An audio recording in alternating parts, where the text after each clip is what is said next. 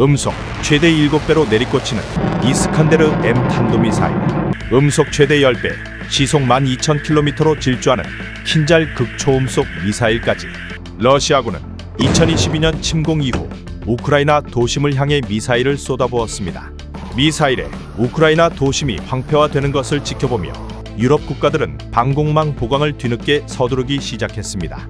특히 미국산 중거리 방공체계인 패트리엇 주문이 쇄도했는데 이스칸데르나 킨잘 수준의 미사일을 요격할 수 있는 것으로 실전 입증된 유일한 지대공 미사일이기 때문입니다. 그러나 몰려든 수요를 서방 방산업체의 생산력이 따라가지 못하고 있습니다. 지난해 패트리엇 팩3 요격 미사일 생산량은 최대치인 500기 수준으로 늘었고 팩2 미사일 생산량도 늘리고 있지만 막대한 수주량을 감당하기 힘든 상태입니다. 이 상태론 발주 국가가 최대 10년을 기다려야 할 것으로 추산됩니다. 유럽산 중거리 방공체계인 샘프티도 사정은 비슷합니다.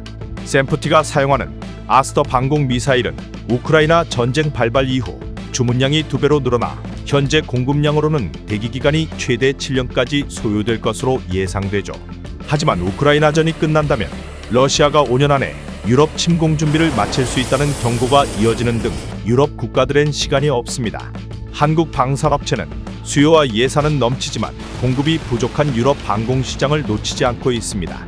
국산 중거리 방공체계 천궁2의 요격 미사일 제조사인 LIG넥스원은 뉴스원에 오는 2030년까지 해외 진출을 30개국으로 확대한다는 목표를 세웠고 유럽 또한 예외가 아니라고 밝혔는데요. 수출을 마친 중동 3개국을 넘어 유럽에도 진출하겠다는 포부입니다. 전문가는 천문학적 규모의 유럽 방공시장에서 천궁2가 가져올 파이가 있다고 봤습니다.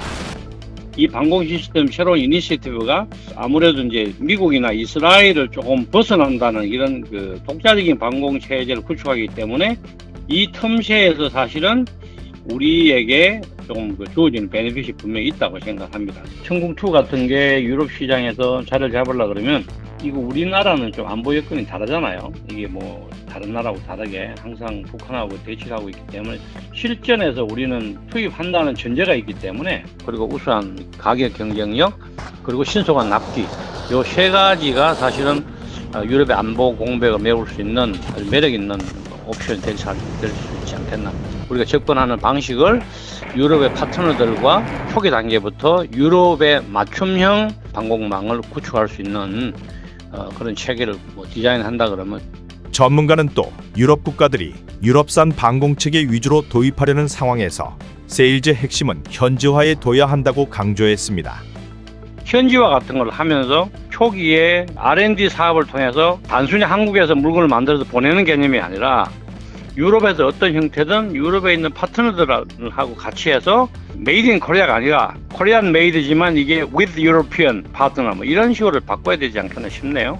어느 날 갑자기 K방산이라고 되어 있는데 이게 너무 일반화된 브랜드로 홍보를 하다 보면 유럽 방위산업 전략 EDS의 틀에 맞지 않고 유럽이 점점 더 견제를 하게 되는 거죠. 그래서 방산 조금 일반화된 K방산 브랜딩 전략으로 홍보를 한다거나 지나친 그런 영업 전략은 오히려 우리에게 조금 자충수가 될 수 있다. 그래서 조금 선택적으로 유럽에 진출할 때는 유럽 방위산업 전략의 큰 틀에 맞춰서 유럽이 추구하는 방향에 맞는 그런 영업 전략이 필요하다고 생각해 볼 수 있습니다.